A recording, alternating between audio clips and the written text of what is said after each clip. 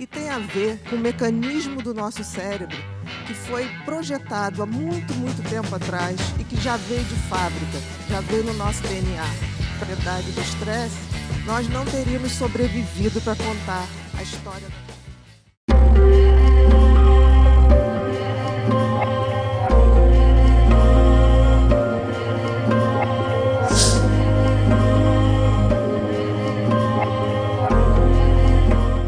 Hoje a gente vai falar de ansiedade.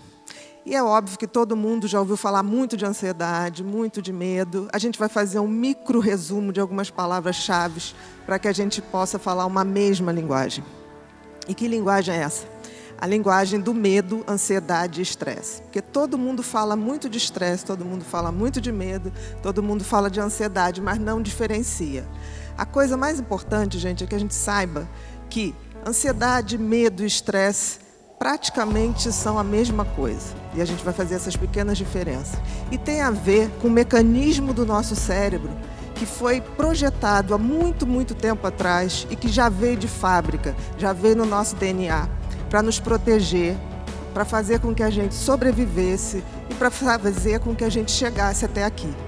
Certamente, se não houvesse o mecanismo do medo, da ansiedade, do estresse, nós não teríamos sobrevivido para contar a história da nossa espécie e não estaríamos aqui. Com certeza, não estaríamos aqui.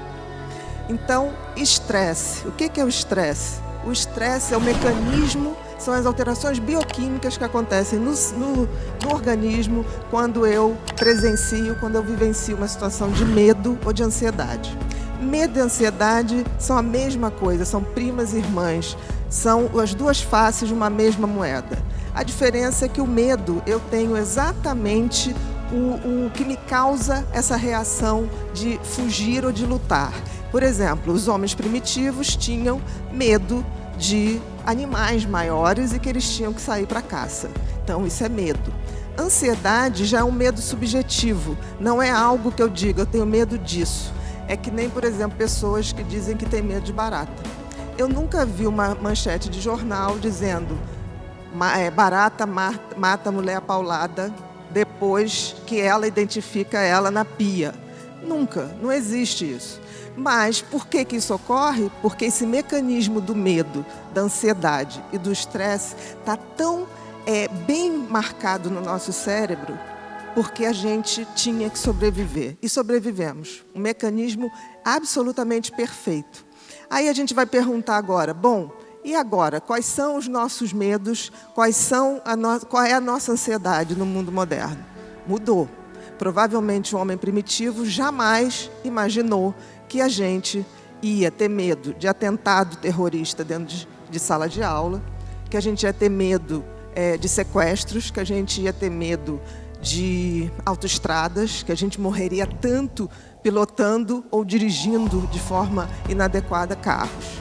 É óbvio que a gente vem evoluindo, mas o cérebro da gente ainda mantém esse circuito de sobrevivência, de alerta de perigo, praticamente igual. E o que mudou então? Porque vocês vão dizer assim, o homem primitivo, ele precisava caçar, ele precisava arrumar um lugar para se abrigar, ele precisava pegar um animal para pegar sua pele, para se vestir. Ele precisava de muitas coisas. Hoje, praticamente, nós não temos gasto energético em sobrevivermos em termos de comida, em termos de abrigo, em termos de alimentação. Eu nunca vi ninguém no supermercado matar uma galinha, levar para casa para poder preparar. Ela já está lá fatiadinha, né, para que a gente tenha esse conforto. E por que, então, que a gente vive adoecendo de tanto estresse, de tanto transtorno de ansiedade, como pânico, como toque, né, como ansiedade generalizada? O que aconteceu? Se o nosso mecanismo de alerta, que era tão preciso para quando éramos homens muito primitivos, lá no período paleolítico, neolítico, o que aconteceu se hoje a gente não tem tantas ameaças? Uma coisa aconteceu. O cérebro da gente ganhou um novo designer totalmente revolucionário. A gente tinha um cérebro, se a gente for lembrar dos macacos, com um lobo frontal, que é a testa, bem estreitinho. e hoje a gente tem um cérebro com uma testa um pouco mais alongada e o lobo frontal cresceu e cresceu muito, mas ele cresceu para dentro. Ele se curvou e entrou por dentro do nosso olho. E isso é fantástico. O designer que nos projetou é um gênio. Com a evolução do lobo frontal, nós passamos a viver muito mais do nosso raciocínio, da nossa cognição, da nossa inteligência. Mas o que aconteceu? O cérebro mudou, mas parece que a gente é que não notou o que a gente tinha que fazer. Qual era o sentido da vida para um homem primitivo? Sobreviver. Qual é o sentido da vida do homem moderno? Ele tem toda a inteligência a seu favor. O grande problema é que a gente não sabe qual o sentido da vida, nem o propósito da vida.